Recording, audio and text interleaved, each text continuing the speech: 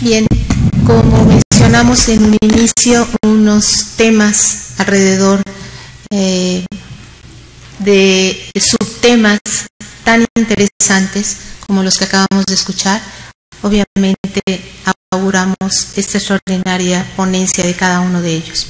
Les agradecemos mucho, pero tenemos ahora la oportunidad, todos ustedes distinguidos académicos, de participar en este momento con alguna pregunta o algún comentario, por favor. Sí, adelante, doctor.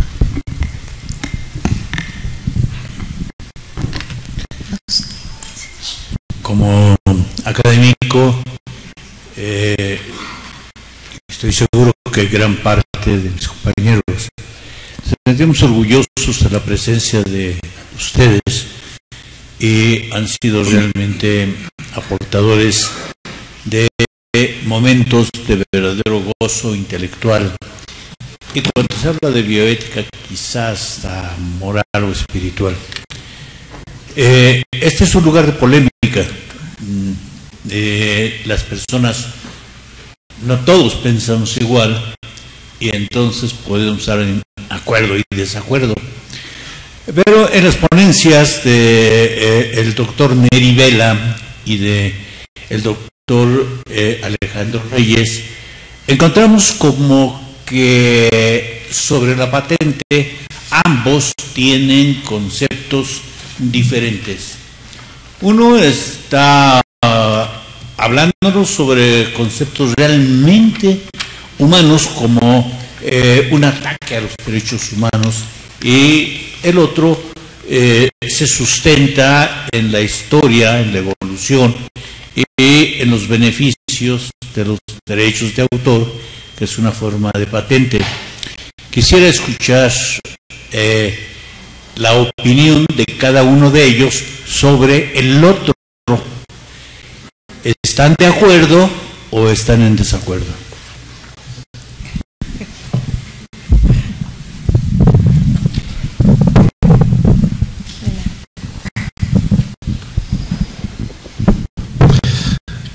Respondiendo a su pregunta, yo creo que en ese sentido no hay un punto de desacuerdo.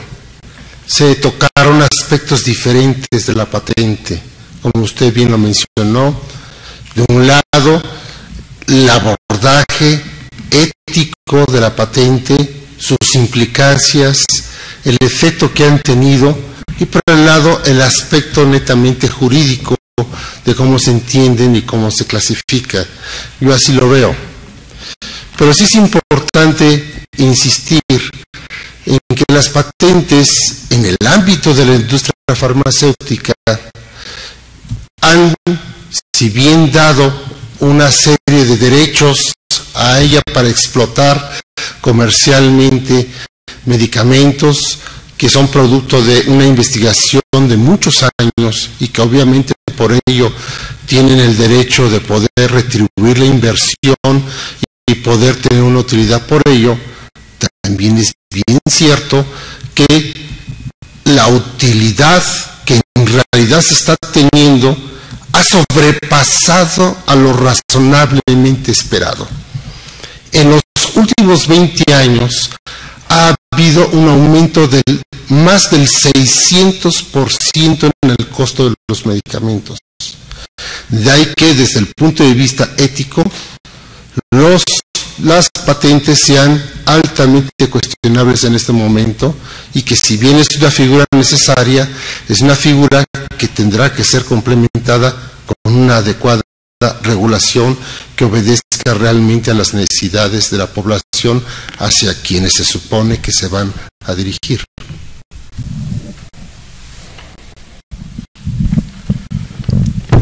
Estamos totalmente de acuerdo con la posición del doctor Neravelli. Me permito comentarle al doctor Antonio de la Torre que lo que está faltando en nuestro país para poder tener una participación más puntual, más precisa, más competitiva para beneficio del paciente es la formación intelectual de los médicos o del personal de salud altamente competitivo, con dos cuestiones o dos premisas. La primera, con una responsabilidad de servicio y ética. Y la segunda, que no sé dónde comprarla, con creatividad. Creo que con estas dos premisas tendremos resuelta una gran parte de la participación de los médicos mexicanos en ese contexto. Gracias. Agradecemos. ¿Va a hablar, doctor? No. Perdón. No, lo que quería era agradecer sus respuestas. Adelante, por favor, sí. Para la doctora María de la Luz, me llamó la atención un concepto que virtió al inicio de su exposición. No sé si lo entendí bien, pero quisiera que me aclarara. El hecho de que los comités de ética se reúnen para evaluar si las leyes son justas. Por lo menos así lo oí, no sé si está bien entendido o así lo quiso usted decir, porque si realmente así es, estaríamos en una contradicción, ¿no? Estamos para obedecer las leyes, y si las leyes realmente creemos que no son justas, la instancia es tratar de cambiar la ley hacia algo que creamos justo, pero no juzgar las leyes. No, quisiera que me lo aclarara, si es tan amable. Por supuesto, muchas gracias. Creo que es un punto en serio poco tratado y muy importante. Creo que usted lo entendió perfectamente bien. O sea, en las instancias de los comités de ética de investigación, la prioridad es la fundamentación ética. Eso no quiere decir desoír la realidad legal, pero el ámbito legal generalmente parte del principio de no maleficencia y además de la protección de los derechos sociales.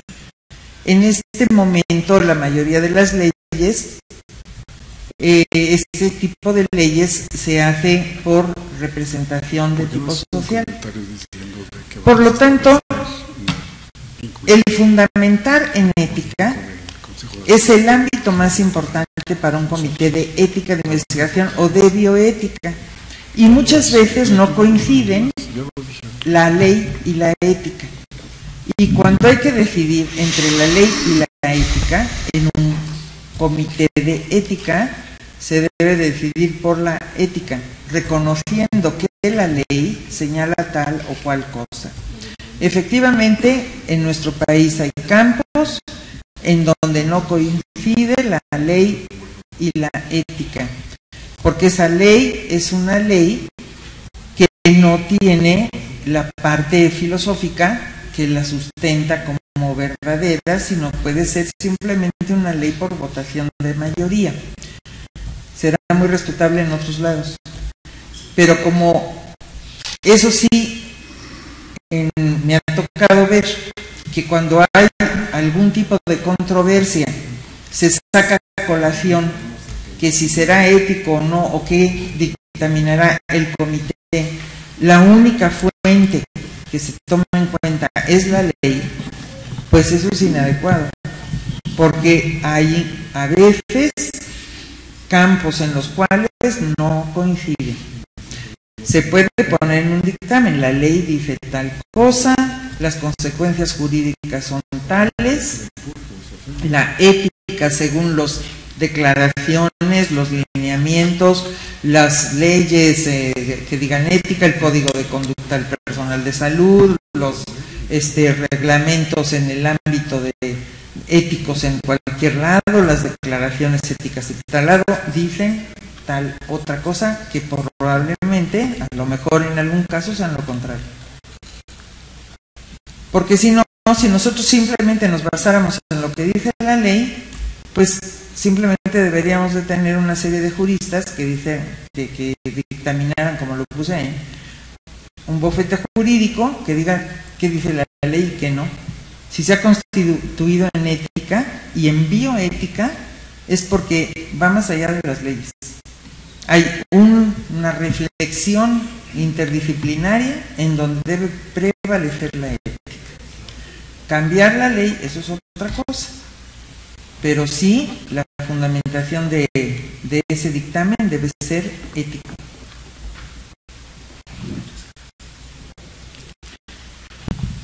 Sí, adelante, doctor.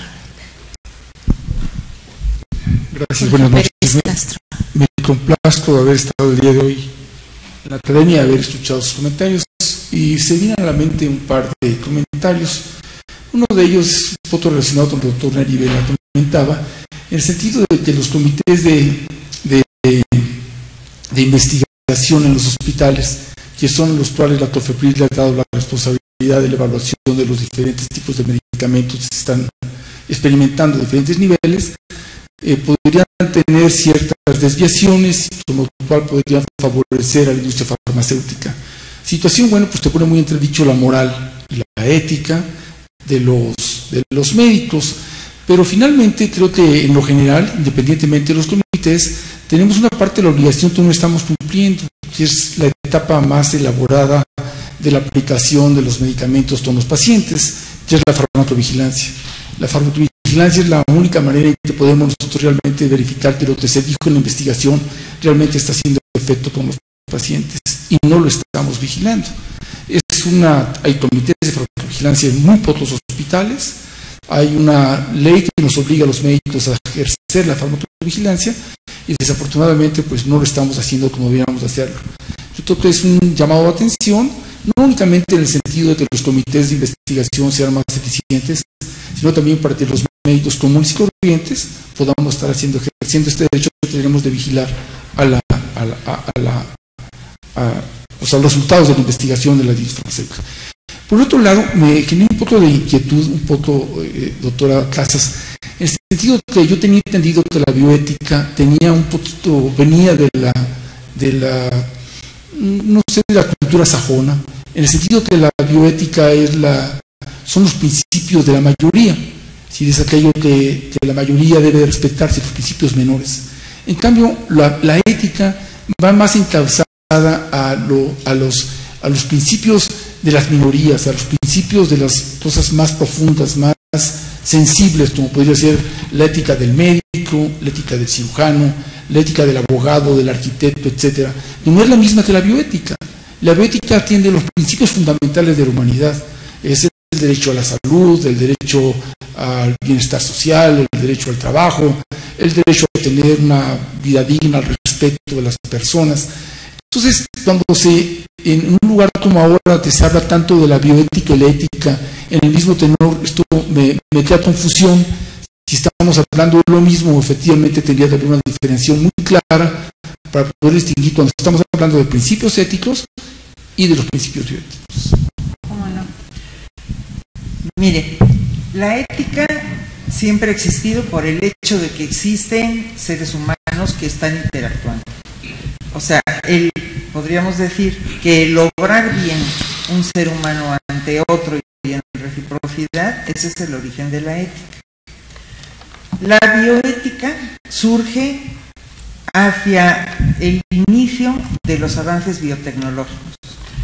La ética es siempre y en todos los campos del ser humano, simplemente por ser humano. Es una ética de comportamiento general.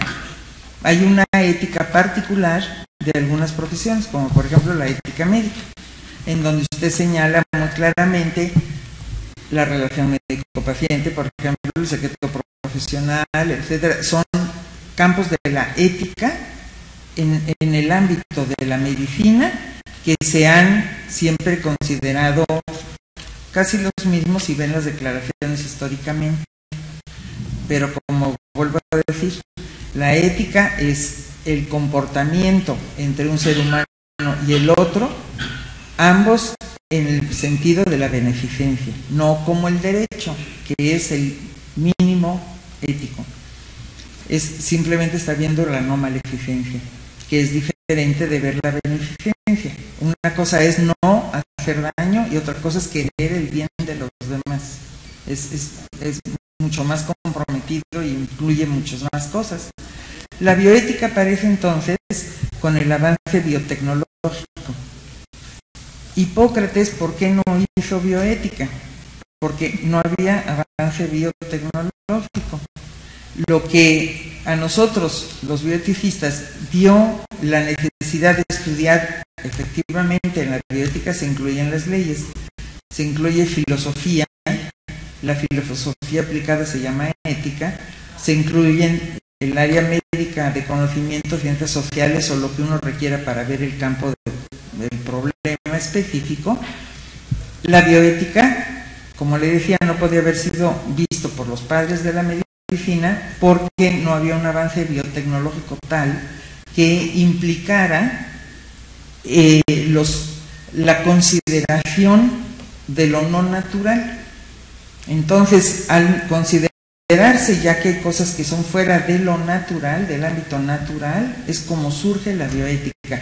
¿Cómo surgió la bioética? A través de las unidades de terapia intensiva, el uso de los respiradores, los trasplantes cardíacos, las órdenes de no resucitar, todos ese tipo de parámetros que iniciaron la reflexión bioética, el aborto, la eutanasia, todo eso es parte de un avance tecnológico, clonación, células madre, trasplantes, todo eso no existía en la ética clásica médica. Entonces yo sí lo diría así como en forma muy general, la ética es el comportamiento adecuado entre los humanos dirigidos hacia el principio de beneficencia, hacerse el bien. Y eso es en cualquier campo, padres con hijos, amigos, hermanos, o sea, la humanidad en sí. Luego hay éticas específicas, la ética de los abogados, la ética médica, que es la ética que nosotros estudiamos en medicina. Y luego la bioética incluye la ética, pero además los nuevos campos de la biotecnología y el avance biotecnológico, visto en forma interdisciplinaria. Por eso sí, los que vemos bioética, vemos leyes, pero entendemos los límites de las leyes y los alcances de la ética.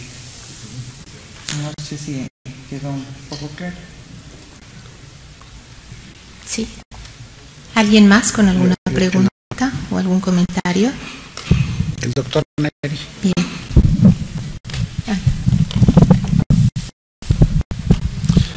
Doctor Neri, adelante.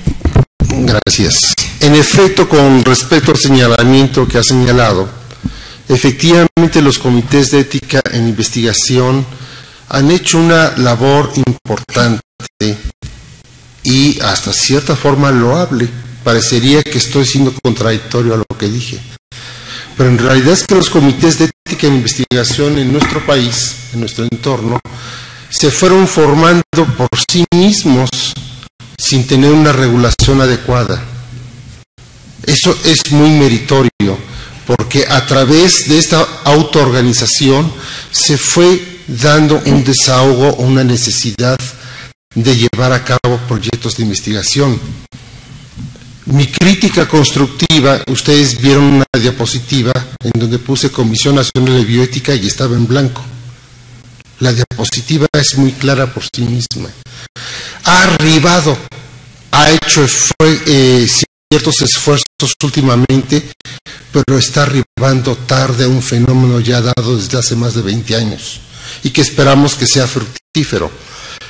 Pero, dada esta falta de regulación y supervisión, los comités de ética en investigación han carecido de la fuerza, en este caso jurídica, para poder no solamente determinar la aprobación, no aprobación o modificación de los proyectos de investigación, sino también para tener facultades de supervisión de los proyectos. Aprobados estos, no hay vigilancia. No se sabe qué está sucediendo realmente y terminado el proyecto, después en su aplicación el fármaco que pudo haber sido aprobado, todos lo sabemos que un fármaco que pueda ser exitoso en un proyecto, cuando se aplica masivamente a la población, resulta que los efectos adversos y reacciones secundarias comienzan a aparecer. Y los comités de ética en investigación carecen de esas facultades para poder intervenir. Es ahí donde está nuestra crítica constructiva. Lo que comentó la doctora es muy explicativo en sí mismo, y este fenómeno de desarrollo biotecnológico, ¿qué es lo que producía? Cuestionamientos por violación a los derechos humanos precisamente de los participantes en los proyectos de investigación, por la atención médica que estaba prodigando con los nuevos avances, es lo que hace que surja en este entorno una bioética como una forma especializada de la ética general. Bien. Sí, adelante, doctor Francisco Javier. Yo quisiera hacer dos observaciones para ver la propuesta con el deseo de provocar una respuesta. Yo soy cirujano oncólogo y estoy expuesto a una gran cantidad de fármacos innovadores que son terapias biológicas, muchas de ellas, en que en los procesos de investigación se argumentan beneficios, pero viéndolos en el protocolo de investigación y viendo y analizando los resultados, estos son marginales, exiguos, a un costo extraordinario. Y lo más trágico es de que en estas circunstancias no pretenden verdaderamente o curar el padecimiento y son tóxicos. De tal suerte que estamos ofertando una pobre calidad de vida a la poca vida que este individuo pueda tener. Sin embargo, la presión es brutal. Se innovan, se integran al mercado comercial estos fármacos, y la gente empieza a ejercer presión para que se le administren estos fármacos, cuando verdaderamente los beneficios son marginales, y a veces son de más o menos 3-4 semanas de diferencia de supervivencia con una intervención versus no esa intervención. Entonces, ¿qué argumenta la investigación de las empresas químico-farmacéuticas?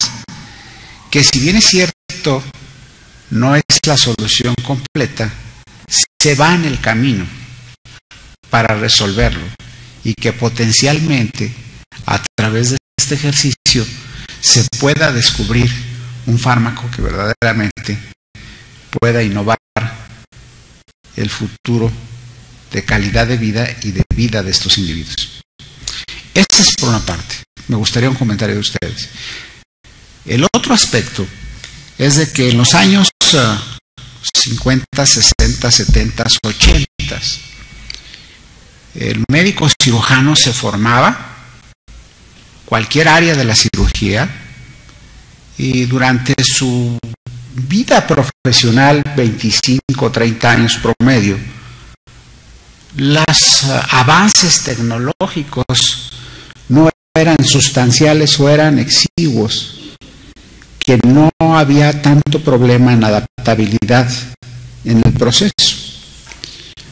Es a partir de los años 80, 90 y ahora, a principios del siglo XXI, en que la expansión del desarrollo tecnológico está obligando a nuevas estrategias para intervenir a un paciente, empleando muchos recursos tecnológicos ciertamente innovadores, muchos de ellos fascinantes, pero sumamente costosos.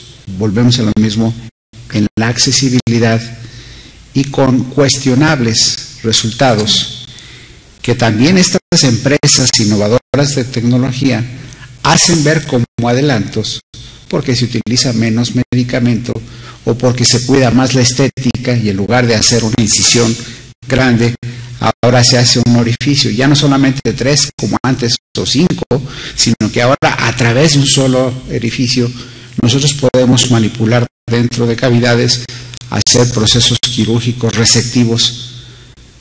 Pero esto también ha roto barreras que tradicionalmente nosotros teníamos vedadas, como son, por ejemplo, el de perforar un órgano sano para poder extraer una vesícula a través de un estómago o a través del fondo de vagina. Entonces, ¿cómo poder ser éticos ante esta presión, no solamente de la misma industria tecnológica, sino ahora de los pacientes, que la misma comunidad pide y exige? Hay cosas tan similares, es como, por ejemplo, tiroidectomías a través de la axila o a través del complejo areola-pezón para no dejar cicatrices. Entonces, me imagino yo, es como rascarse la axila a través de la bragueta, ¿no? Digo, no sé, se me hace un poco difícil. Perdón por el comentario jocoso, pero la verdad es que hasta dónde de lo que se puede tecnológicamente se debe éticamente para ajustar a nuestra realidad. Y el último comentario para terminar es: ¿qué piensan que debiéramos hacer las academias en un proyecto conjunto como para poder incentivar, promover, motivar las conductas éticas y bioéticas más allá del discurso, más allá de las conferencias, más allá de los comités de investigación, más allá de esos comités que no funcionan en cirugía para innovar tecnologías o para adaptar tecnologías?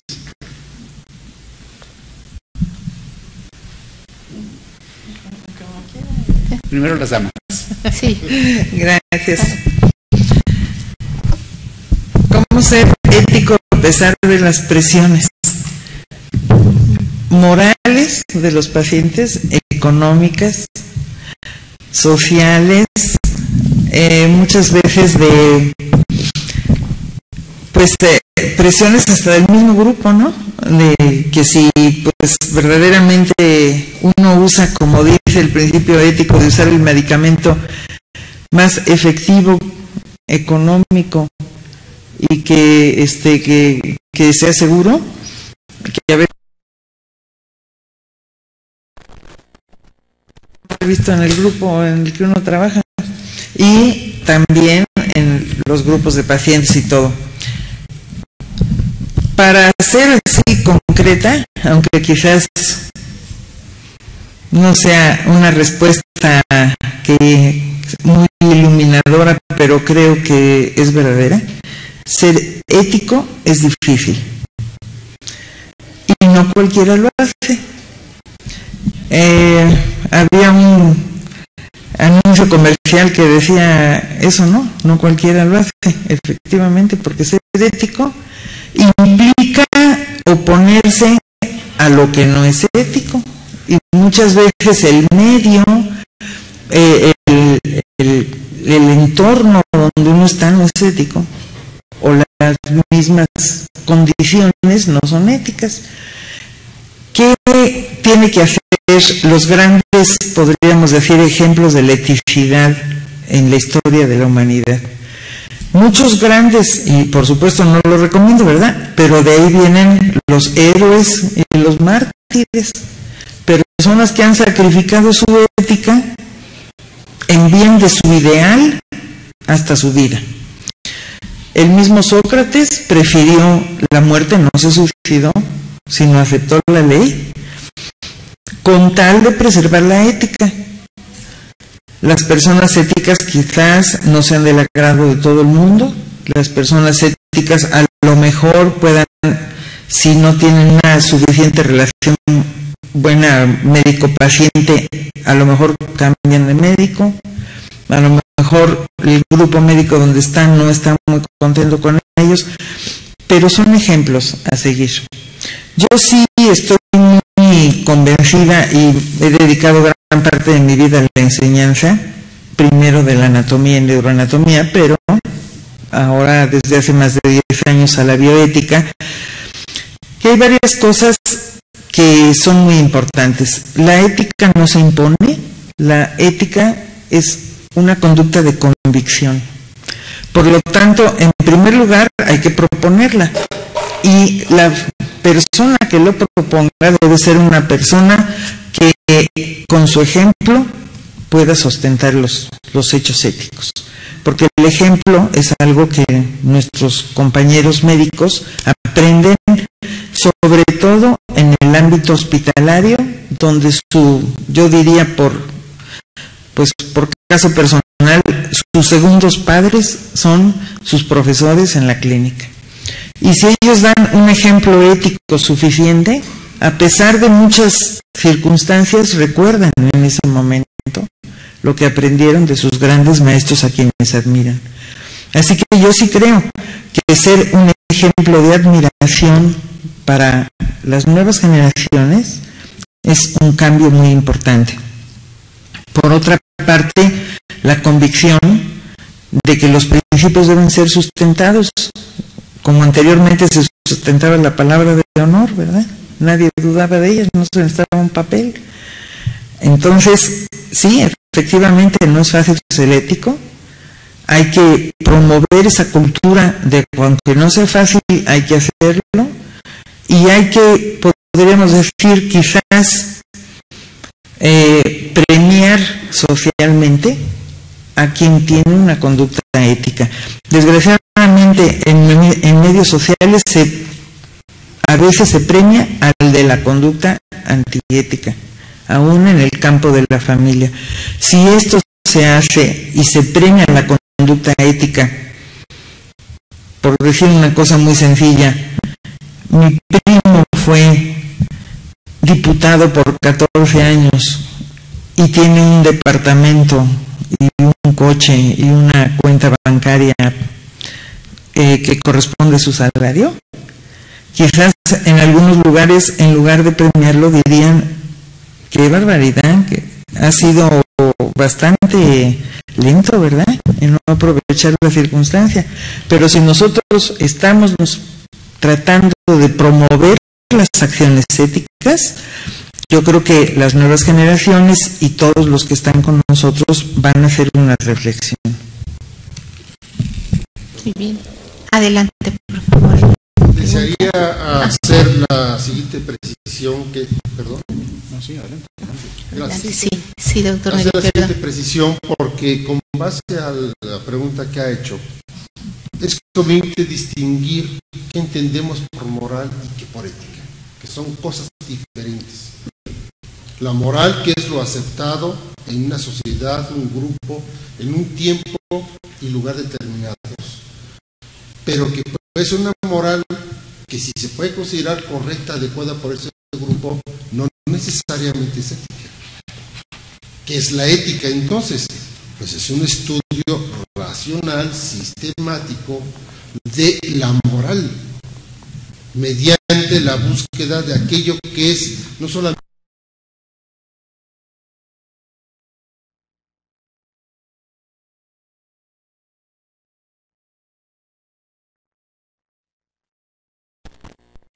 podemos llegar a ser inmorales. Inmorales para poder ser éticos, porque esa moral no está siendo justa, no está siendo adecuada.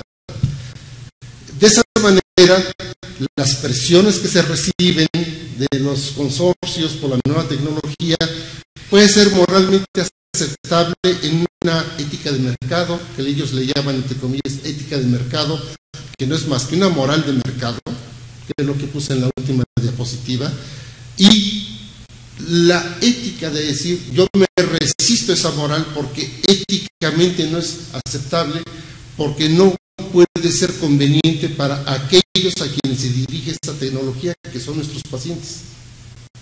Es difícil sustraerse a ello, pero como una virtud que es el pleno convencimiento, no solamente de que eso es lo que debo hacer, sino que estoy convencido y actúo en consecuencia. ¿Cómo lograr esa interacción entre la Academia Mexicana de Cirugía y la Academia Nacional Mexicana de Bioética al interior de las instituciones, que es donde tendría el gran efecto? Empoderar a los comités, realmente empoderarlos.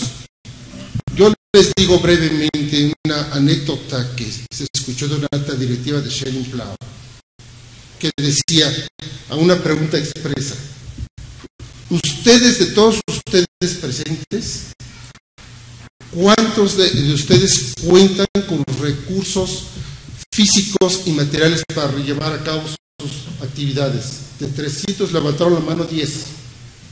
De esos 10 les preguntaron: ¿cuántos de ustedes cuentan con un presupuesto para poder llevar a cabo sus actividades? Levantaron la mano 3. Y de esos 3 se les preguntó: ¿ustedes qué categoría tienen? Pues somos una coordinación. Y la respuesta fue: pues por eso no les hacen caso. Las áreas de ética, en este caso la bioética, deben estar empoderadas. Y el consejo que se daba es: deben de estar a la altura de las áreas de comercialización, de políticas operativas, en el caso de la industria farmacéutica, pero a nivel institucional, los comités de bioética deben depender directamente de los titulares de las dependencias y entidades. Y tener una categoría que permita, a través de su actividad, educar al personal de salud e ir incidiendo al paso de ese esfuerzo en el cambio de conductas. Cambiar los vicios y costumbres de los hospitales, porque si alguna ley de la jungla existe, es en los hospitales. Usos y costumbres en las diferentes áreas que a través de la bioética precisamente se pueden corregir. Gracias. Como ven, muy interesantes reflexiones son las que hemos escuchado y podríamos continuar. Adelante, doctor, por favor, con su pregunta. Brevemente, nada más con respecto a lo que decía nuestro señor presidente. Quizá algunas cosas innovadoras, pero mi especialidad es patología. En un momento, la autopsia podría haberse considerado totalmente como fuera de ética, y ahorita la vemos como una cosa totalmente normal. Gracias. Bien, yo creo que es el momento de que finalicemos esta extraordinaria sesión conjunta, no sin antes agradecer verdaderamente los esfuerzos y la hospitalidad tan grande que nos ha brindado la Academia Mexicana de Cirugía a través de su actual, todavía sin duda, presidente, el doctor Francisco Javier Ochoa Carrillo, y también del doctor Alejandro Reyes Fuentes, vicepresidente actual. Como ven, ha sido una sesión muy nutrida, muy debatida, pero sobre todo muy reflexiva. Creo que el saber estos puntos que enlazan un buen ejercicio de la medicina con los fundamentales aspectos éticos no nos dará más que enriquecimiento, no solo personal, sino también en el ámbito profesional. Agradecemos a ustedes, a todos ustedes, distinguidos académicos, su presencia. Muchas gracias y buenas noches.